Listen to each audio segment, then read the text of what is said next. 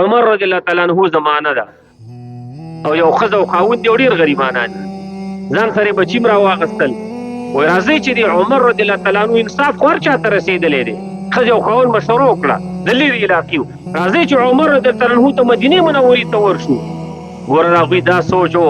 چې را روانېدل چې دا داسې بادشاه او خلیفه دی د مسلمانانو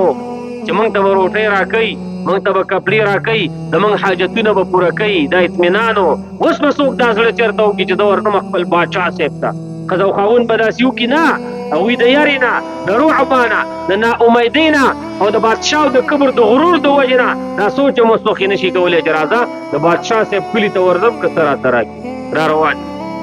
او یو څادر خیمه غوندې ځان سره راواغېستله مدینې منورې ته چې راورسېدل د مدینې منورې نه یو 3 میله اخوا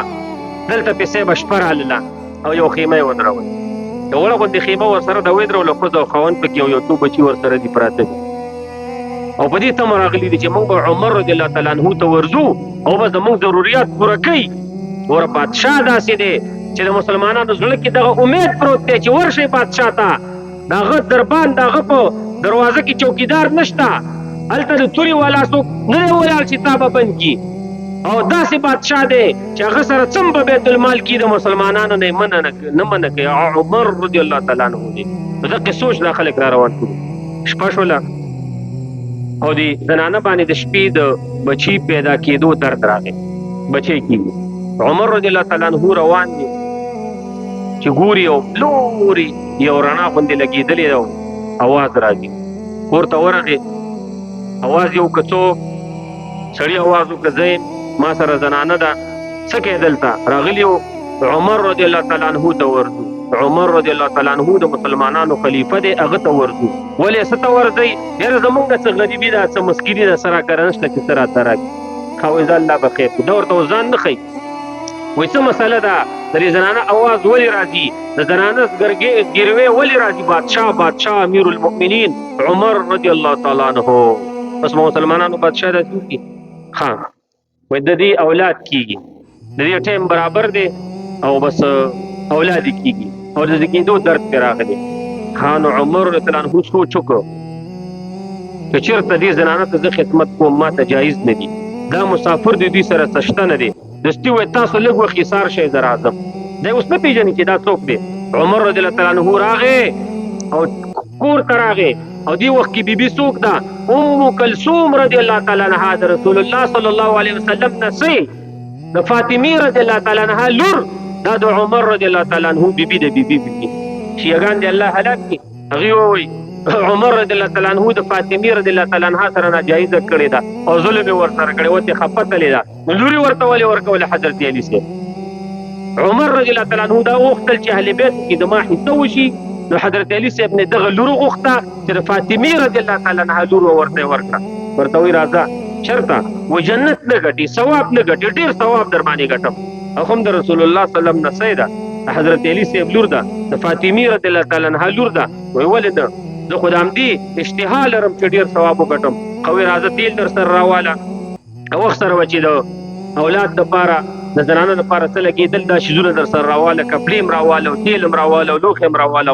لرګي م راواله راځه چې ځو عمر رضی الله تعالی عنه ټول اسباب په اوږه باندې واچول او زنانه یې د ګوتې نه نیزبینه د رسول الله سلم لور د فاطمې رضی الله تعالی عنها لور نیزبینه د حضرت علي صاحب لور دا یې د ګوتې نه نیولې ده او پیدل روان دي 3 میله ډېر غټ مزل دی هلته ورغلل سلام یې وکړ زنانه ته وایي دننه ورځه اوس دا سړی خو وایي دا عام څوک دی عام سړی دی چې دا څوک دی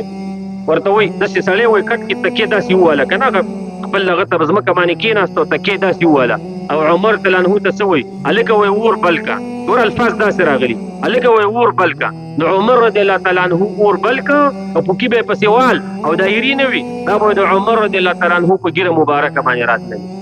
هغه دی هلته د امت د زنانه بچی کېږي دلته بادشاه چې دی اور ورته بلی هلته د امت یو غریب یو فقیر یو محتاج ناست دی او په امیر المؤمنین باندې اډر کوي حکم کوي چې شا به اور بل کا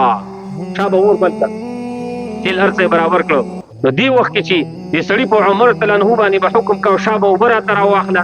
او شا به اور بل کا او دا شیز داسې کا او دا داسې کا او دا ورکه او دا مو ورکوه دا حکمونه خو یې پرې ډېر کړي وو که نه نو دې وخت کې ورته ام کلثوم رضی الله تعالی عنها د عمر رضی الله تعالی عنہ بیبي आवाज وکړ و یا امیر المؤمنین ابشر بابن اخیک اے عمر رضی الله تعالی عنہ اے امیر المؤمنین زیر قبول کا ورار دی وشو څنګه چې دا الفاظ ویل دا سړی د عمر رضی الله تعالی عنہ نو رسول الله عمر رضی الله تعالی عنہ ورته فرمای علی مکانک په خپل زبان دی ودرېګا او مخکې چې څنګه حکم کاو وسم هغه رنګ حکم کوا زه د مسلمانانو خلیفه يم زه عمر رضی الله تعالی عنہ يم زستا خادم يم زبستا خدمت کوم په ما باندې دا فرض دی زبستا خدمت کوم تا تبور بلوم تا تب اوبر اخلم ځکه زه مسلمانانو مشر دا اوس بادشاہ دی